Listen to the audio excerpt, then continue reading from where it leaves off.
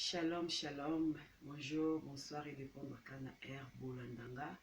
Izanga sur Marie-Grâce, nae vraiment les lots de bonsoir bandak na bakot na bandak na bino, nae bonsoir téléphone, total la maman na téléphone, na télé, nae vraiment aussi na bino s'abonner et belé na page na biso Time of Grace, Time of Grace.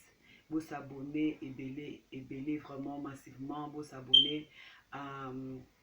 Tous avez vraiment la besoin d'aide nabino, tous avez vraiment la besoin d'abonner nabino. Donc si vous s'abonner et que aider biso vraiment na YouTube Oyo pour na soutenir ba orphelin, pour soutenir ba veuve, pour soutenir bato bazangi, tous na fondation na biso Hand of Grace. Hand of Grace est la main de la grâce.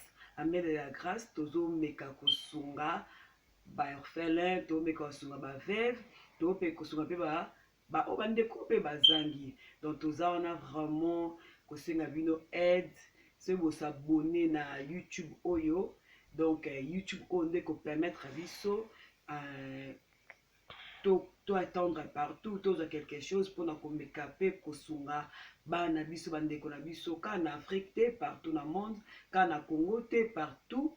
Donc tozomona ba partout. Lobi na tali vidéo moko na Cameroun, mwana wana lobi ke aoteka batune pourquoi ozoteka lui parce que parents nanga bana mbongo afutela